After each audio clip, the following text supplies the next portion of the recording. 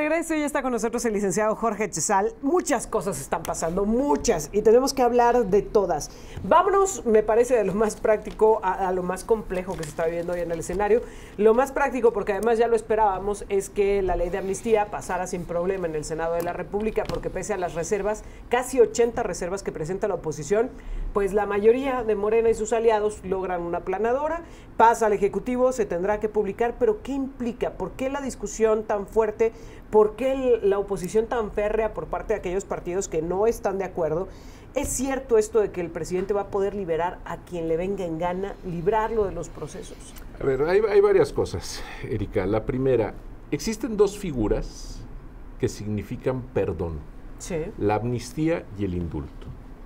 La amnistía se hace por ley, es una facultad que tiene el Poder Legislativo, en el que se otorga, esta facultad consiste en que a través de una ley se perdonan delitos. Ernesto Zedillo en su momento promovió y el Congreso aprobó una ley de amnistía para perdonar al subcomandante Marcos y a los alzados en el movimiento zapatista, ¿no? El indulto es una facultad que tiene el Poder Ejecutivo para otorgar el perdón cuando la persona, pese a haber sido culpable, pese a haber sido sentenciada, pues por alguna causa meritoria tal vez, pudiera considerarse que se le da el perdón. En San Luis Potosí lo tenemos al revés, porque en San Luis Potosí resulta que el indulto lo del Congreso del Estado, ¿no? Pero sí, bueno, es un comentario anecdótico, nunca he entendido por qué lo hicieron así. Lo que están haciendo es que la ley de amnistía, que contempla la posibilidad de poder perdonar estos delitos a través de estas normas, y un poquito confundiéndolo también con el indulto, tiene una serie de trámites. Y lo que están haciendo es que están modificando la ley para eliminar esos trámites en casos extraordinarios en que el presidente puede ejercer de manera discrecional esta facultad. Supuestamente porque se proporcionen informaciones o servicios para combatir otros delitos. Entonces resulta que, por ejemplo, en este momento puede venir una persona que esté sentenciada a 50, 60 o 100 años de cárcel y decir, oiga, pues yo tengo una información que a lo mejor les puede ayudar para investigar este otro delito, la corrupción de los reaccionarios y los neoliberales y de no sé qué tantas cosas, y entonces perdonarle tranquilamente. Bueno, ayer el presidente declaró que esta reforma a la ley de amnistía iría directamente a Israel Vallarta, que lleva 18 años en prisión, y él lo declaró ayer. Esto iría directamente a Israel Vallarta, la aplicación. El caso de Israel Vallarta, hay dos cuestiones que es importante mencionar. La primera, lleva 18 años y no se le ha dictado sentencia. Por lo tanto, no podría ser candidato a que se le indultara. ¿Por qué? Porque el indulto es cuando condena. Ya hay porque no tiene una condena. Y para que pudiera ser sujeto en una amnistía, pues entonces lo que tendría que hacer es que tendría que cumplir con algún mérito, alguna situación particular que ameritara que se le otorgara la amnistía. No se le podría otorgar la amnistía a Israel Vallarta si no se le otorgara a los demás, en función del tipo de delito de que se trata, si es que acaso se encuentran en similitud de situaciones de servicios a la patria, por ejemplo. Si es por el tiempo transcurrido, entonces cualquier persona que transcurra tiempo sin que se le dicte sentencia tendría que ser sujeto de esto. Pero adicionalmente, no se le ha dictado sentencia a Israel Vallarta, y es un problema en todo caso que tiene que ver con la defensa que Israel Vallarta ha estado realizando. Se ha tardado tanto porque él mismo se ha estado defendiendo. Entonces, ¿qué es lo que sucede? El mensaje es que entonces defiéndete lo suficiente para llegar a cierto límite y entonces te perdonan tus pecados y tus delitos, ¿no? Sí. O sea, a mí me parece que no puede transitar por ese lado. Es a ver, la amnistía y el indulto... Que está acusado de secuestro, para quien no tenga presente el caso. Sí, claro. En España acaba de haber un debate grandísimo, enorme, en relación a la amnistía. Nosotros aquí tenemos la amnistía y el indulto en la Constitución y tenemos esta ley de amnistía y tenemos estas reglas. Bueno, en España no. Y ahora que se planteó una iniciativa de ley de amnistía en España, lo que se dijo es no deben existir las leyes de amnistía porque implica la intromisión del Poder Legislativo en el Poder Judicial. Es decir, en el momento que el Congreso autoriza la amnistía o estas leyes de amnistía, está desconociendo las sentencias del Poder Judicial. Lo que hizo el Poder Judicial. Me quiero detener en esta parte. ¿Qué hay de fondo en esta modificación a la ley? Porque hay quien dice, se está tratando de cubrir las espaldas a Andrés Manuel López Obrador, a él y a los suyos, a sus hijos y a todos los personajes cercanos a él que han sido señalados por corrupción. ¿Realmente es este el fondo? ¿O el fondo es acertarle otro golpe al Poder Judicial y decirle, no importa lo que tú hagas, vamos a tener siempre herramientas para ir en contra tuya, así como tú has frenado algunas de mis iniciativas, has frenado algunas de mis obras, etcétera? ¿Es parte de esta guerra del Ejecutivo con el Judicial? Yo creo que es las dos cosas, ¿eh? Yo creo que por un lado sí, evidentemente va para que en casos que le convenga al Poder Público decir, nosotros podemos controlar las sentencias porque vamos a poder otorgar perdones donde tú quieras dictar sentencias condenatorias, pero por otro lado también creo que es una forma de ir tapando la salida, ¿no? O sea, no sería raro que si gana Xochitl o esos milagros que tiene en la historia de México el señor Álvarez Maínez, posiblemente el último acto de la legislatura saliente fuera una ley de amnistía o un acto del presidente que perdonara a todos los que participaron con la Cuarta Transformación, agradeciéndose sus servicios por México. Pero a ver, dime una cosa, a final de cuentas este gobierno lo ha hecho con los del pasado, ¿no? A Enrique Peña Nieto, por ejemplo, no lo ha tocado. Cuando le han dicho, oiga, va a ir por él, etcétera, no.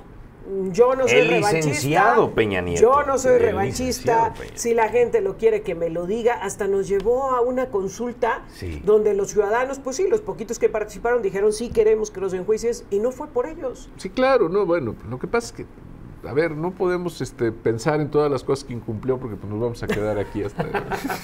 pero aquí, y perdón, voy a hacer un aviso comercial, pero creo que vale la pena. Hay un libro de Mario Maldonado que acaba de circular donde entrevista al presidente Peña Nieto, y platica muchas cosas, y creo que es un libro que vale la pena leer. Entre ellos Rico, habla ¿no? justamente de estas acciones que se tienen con el gobierno. Pero el mensaje era claro, ¿no? En la toma de protesta de Delfina Gómez, cuando él asiste, ¿se acuerdan que no ha habido ninguna toma de protesta de ningún gobernador elegido por Morena? Decide ir él al del Estado de México y ahí al lado de Delfina le dice: nunca voy a olvidar al licenciado Enrique Peña Nieto, que no se metió en las elecciones. Pero además Peña Nieto lo dice en este libro. Bueno, claro. Los adelantos que hemos podido conocer, me tocó escuchar la entrevista que le hizo el periodista Carlos Loret de Mola, y habla justamente de esta parte, de este proceso de transición y de cómo Enrique Peña Nieto pues un poco reconoce que sí le puso planito el camino para que pudiera llegar a Andrés Manuel López Obrador y evitar problemas y pactar su salida sin mayores conflictos y mayores sobresaltos. Y la mejor prueba de que lo hizo es que nadie lo voltea a ver. Sí, claro. Que me recuerda mucho a lo que le dijo Salinas de Gortari al ingeniero Cuauhtémoc Cárdenas, que le dice, sin duda, yo voy a tratar mejor al presidente saliente que el de los suyos, ¿no? Que le dice eso Salinas de Gortari a Cuauhtémoc Cárdenas, y mira lo que son las cosas, todo lo que cambió, o sea, fue distinto. Ahora, otro de los temas que está por pasar justamente pues en este trámite también es la ley de amparo, las modificaciones a la ley de amparo. ¿Qué es lo que podemos esperar? Ya que vimos cómo en el Senado esta amnistía pasó sin problema, ahora tendrá que llegar a que sea publicada por el Ejecutivo y luego veremos las acciones que buscará la oposición, que ya ha anunciado que estará buscando la inconstitucionalidad del mismo. ¿Qué podemos esperar de la ley de amparo? A ver, el tema de la reforma de la ley de amparo es un tema muy interesante y lo voy a tratar de explicar de manera muy clara porque creo que se ha prestado a muchas confusiones. No se está eliminando el juicio de amparo, no se le va a impedir a nadie que promueva juicios de amparo. Eso en un primer momento era de alguna manera lo que circulaba en algunos medios de comunicación, lo cierto es que no. O sea, es decir, el juicio de amparo sigue igual. Lo que se reforma es lo que se refiere a los efectos generales de las suspensiones en el amparo. ¿Qué es lo que sucede? El juicio de amparo surge en el siglo XIX como un proceso individualista para proteger solamente a los individuos y por lo tanto las sentencias de amparo son relativas, solo me protegen a mí que promovía el amparo y por lo tanto la suspensión que yo pudiera pedir solo me protege a mí en lo que dura la tramitación del amparo. Hay una lista de asuntos que se consideran de interés público y dicen, en estos casos, es el artículo 129 de la ley de amparo actual, en estos casos se considera que se afectaría al interés público si se otorga una suspensión. Y entonces tenemos casos, por ejemplo, que de concederse la suspensión se permitiera la corrupción de menores, que de concederse la suspensión se permitiera la comisión de delitos, que de concederse la suspensión se causara un daño ecológico, en fin, o sea, cuestiones, por ejemplo, el tema del COVID, ¿no? Las enfermedades, las epidemias, porque si se concede la suspensión, va a seguir, puede continuarse el riesgo de la epidemia, entonces se niega la suspensión. Pero en 2013 se le agrega, con la reforma a la nueva ley de amparo, en el 2013 se le agrega, dice, no obstante los casos de excepción, cuando de otorgarse la suspensión, ¿sí?, se beneficie en mayor medida a la sociedad, no obstante que sea un caso que afecte el interés público, no obstante que sea de los casos anteriores, se debe de dar la suspensión con efectos generales. No solo para el que lo promovió, no solo para el que lo promovió, pero generales. efectos generales. ¿Por qué? Porque hay una de las fracciones, por ejemplo, que dice cuando el amparo tenga por objeto ir en contra del aprovechamiento de los bienes por parte del Estado, de los bienes de su propiedad, como son las carreteras, los bosques, las aguas, etcétera. Entonces, en esos casos no puede haber suspensión, salvo que se beneficie más a la sociedad con la suspensión que con la negativa. Claro. Y entonces, en ese caso, ¿qué es lo que sucede? Vienen las suspensiones que se otorgan por parte del juez Juan Pablo Gómez Fierro en relación a la empresa eléctrica, a las empresas eléctricas, y dice, a ver, aunque una sola empresa haya promovido el amparo y sea un caso de interés público porque es el espectro radioeléctrico o el caso de telecomunicaciones o la producción de energía eléctrica en el caso de las compañías energéticas, se aplica general. Se aplica general. ¿Por qué? Porque si no lo aplico general y tengo 25 empresas participando en el mercado, una va a tener la protección y 24 van a jugar con ciertas reglas y una va a jugar con reglas distintas. Se dice, no, piso parejo en aras a que el artículo 28 constitucional habla de la competencia pareja. Otro ejemplo, vamos a suponer que ahorita en este momento al señor presidente dice la calzada de los muertos en Teotihuacán le vamos a echar un segundo piso y vamos a llegar hasta la Ciudad de México. Entonces hay que quitar la pirámide del Sol. Y entonces llega un grupo de personas ahí y dice, oiga, no, la protección del patrimonio histórico, una suspensión con efectos generales. No, los voy a proteger a ustedes, pero vamos a tirar la pirámide del Sol porque pues, es un bien público y entonces no puede tener la suspensión de efectos generales. Ah, pues entonces van a poder destruir la pirámide del Sol. Claro. Temas ambientales, oye, Claro. Llega a cambio de ruta, promover un amparo para decir, oigan, la calidad del aire. Ah, no, como no podemos conceder una suspensión, pues entonces los de cambio de ruta no se asfixian, pero el resto de la población sí se Pero va a asfixiar. recordarán ustedes que la reforma eléctrica, que era la que más quería Andrés Manuel, fue la que es el motivante de todo esto y tiene dedicatoria al Poder Judicial. Sí, por supuesto, claro. Entonces, esta reforma lo que está haciendo es justamente volver a ese juicio de amparo individualista, quitarle el aspecto social, desproteger a la población y regresarlo a que el juicio de amparo ahora solamente quienes puedan promover el amparo van a quedar protegidos mientras dure el trámite. Bueno. Licenciado, hay otro tema gravísimo que no queremos dejar de lado después de hablar de estos y que se está presentando en San Luis Potosí en el marco de las campañas y que resulta muy preocupante porque además, a reserva de que nos corrijas, pues parece ser el primer caso a nivel nacional que se presenta en este sentido. El hecho de que se esté utilizando la inteligencia artificial para tratar de presentar de manera inadecuada a un candidato o candidata a un diferente cargo de elección popular. Le está sucediendo a quien está buscando la reelección en el Ayuntamiento de la capital, a Enrique Galindo. Ayer lo denunció y lo denunció de esta manera. Emprendiendo esta guerra sucia, ¿quién está utilizando la inteligencia artificial? ¿Quién está utilizando mi imagen y mi voz para distorsionar y confundir al electorado de San Luis Potosí en dos temas que son fundamentales? Uno es el agua y el otro es la seguridad pública. Que sirve este momento para decirles que el contenido de ese video falso, truqueado, suplantando mi imagen, el contenido es totalmente alejado de mi propia postura sobre el agua y sobre la seguridad.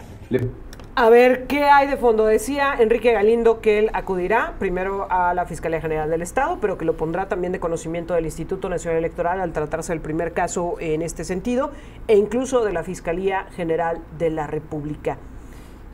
¿Qué está pasando en este asunto? Porque es un tema relativamente nuevo, el uso de inteligencia artificial en un video para presentar de forma inadecuada, para hacer quedar mal a un candidato. ¿Qué hay de fondo y cuáles podrían ser los alcances, licenciado? Por supuesto, a ver, siempre la realidad va más adelante de lo que marcan las regulaciones, y más cuando las regulaciones se quieren interpretar de una manera restrictiva, con poca visión. Evidentemente no teníamos en otros procesos electorales elementos tecnológicos como con los que se cuenta actualmente. Pero si nosotros quisiéramos llegar a lo que es la esencia de este acto, es una calumnia. Y entonces, como calumnia, esa sí está prevista en las leyes electorales. Y por lo tanto puede limitarse la circulación del video, pero también, por supuesto, puede significar la violación de otras leyes además de, no nada más desde el punto de vista estrictamente electoral, y que pueden tener consecuencias en lo electoral. La autoridad electoral puede ordenar la prohibición de la circulación, pueden investigar la posible comisión de un delito electoral en función de quien haya producido el video, pero también Enrique Galindo tiene la posibilidad, sabiendo o llegando a descubrir quién lo hizo, tiene la posibilidad de demandar conforme a la ley del derecho de autor en función de estar utilizando su imagen, ¿no? Y de la misma manera estamos hablando de una violación a la ley de telecomunicaciones en función de un aprovechamiento ilícito de recursos tecnológicos a través del espectro radioeléctrico para generar información falsa. Esto puede derivar en muchas cosas. El problema está en que la autoridad quiera hacer algo. A mí me parece que José Luis Ruiz Contreras, como fiscal general del Estado, tiene que dimensionar esto, y yo creo que lo hará porque José Luis ha sido un agente, y lo he comentado yo en este espacio. Ayer el candidato pero dijo, a ver, ¿será al alcance de la Fiscalía de Delitos Electorales o de la Fiscalía General del Estado? Es que yo creo que tiene que ser las dos de manera conjunta, sí. De entrada, la Fiscalía de Delitos Electorales, aunque tenga autonomía, pertenece a la Fiscalía General del Estado. Pero adicionalmente, a mí me parece que no nada más es un delito electoral. Claro. Se da en un contexto electoral, pero a mí me parece que puede haber distintos delitos que pueden caer en la competencia de uno y otro. Insisto, yo creo que José Luis Ruiz Contreras, como fiscal, tiene la visión, ya ha demostrado que tiene los alcances para esto, y cuenta con una buena policía cibernética, que perfectamente podrán llegar a la verdad. Y si acaso consideraran que no tienen competencia, una u otra, por la razón que fuera, yo estoy seguro que lo derivarán a la autoridad que corresponde, si fuera la Fiscalía General de la República. ¿Qué podría pasar si no se atiende? Porque hay que decirlo, el video es bastante burdo todavía. Digo, se alcanza a distinguir evidentemente que no es Enrique Galindo, que es una imagen creada, tiene todavía hay algunas carencias tecnológicas, pero creo que a los creadores ni siquiera les importó. O sea, que realmente el fondo no era solo el hacer creer que era Enrique Galindo, sino aceptar el golpe, pues, pegarle, generar esta mala imagen. Creo que era evidente que se iba a definir que era a través de inteligencia artificial, pero insisto, me parece que lo que queda en evidencia es el ánimo de causar daño, de desprestigiar, de generar una afrenta. ¿Qué pasa si la Fiscalía no lo atiende? ¿Qué mensajes enviaría? Mira, el problema, justamente venía oyendo un dato cuando venía para acá, en el caso de la elección en la Ciudad de México. Hay más de 100 denuncias por temas de calumnia. Es decir, la calumnia se ha convertido en la nota característica de la contienda electoral en México en todos los niveles. No vienen a decirnos lo bien que lo hacen. Todos vienen a decirnos lo mal que lo hacen los demás. El de enfrente. Claro. Y todos vienen a decir, a acusar. Bueno, lo vemos en los debates, ¿no? En los debates no llevan carpetas con propuestas, llevan fotografías de cuentas de banco, llevan mira el corrupto, mira con quién se junta, etcétera. Entonces, esa ha sido la nota característica del debate político en México. Y evidentemente ha habido acciones por parte de la autoridad electoral, pero ha faltado llegar más allá. Es decir, ¿a qué es a lo que me refiero? A que si hay una campaña, como en este caso, la que se emprendió en contra de Enrique Galindo Ceballos, con este tipo de video, con este tipo de acciones y algunas otras similares, si la elección se ve afectada por este tipo de cuestiones, debería anularse. Claro, porque ese tema de la nulidad de la elección es un tema muy delicado. Pero es un tema que debe de ser tarde que temprano analizado, porque pareciera que lo único que puede venir a significar la nulidad de una elección es que haya boletas alteradas o urnas robadas o cosas así por el estilo, cuando en realidad el problema no es que haya votos alterados, el problema es que haya votos dirigidos, votos controlados desde antes, votos que se compran con dinero en efectivo el día de la campaña. A ver, si quisieran realmente combatir a la delincuencia, y lo hemos visto en testimonios de medios de comunicación en los últimos procesos, quieren detener a los delincuentes electorales, que la policía se vaya a la cerca de las esquinas de las casillas para que vea la gente que tiene los fajos de billetes que están comprando los votos. ¿Se está enrareciendo la elección? ¿Se está enrareciendo la elección? Sí, yo creo que sí. Y en todos rápido. sentidos. Sí, claro. Porque apenas está comenzando. Porque apenas está empezando, pero yo creo que sí. Y a mí me parece que si no se hace algo por parte de las autoridades, por parte del CEPAC, por parte de la Fiscalía de Delitos Electorales, incluso por la Fiscalía General del Estado, por estas derivaciones que yo creo que puede tener el asunto, me parece que esto puede descomponerse de la peor manera. Licenciado Jorge Chezal, como siempre, gracias por estar con nosotros. Al contrario, gracias.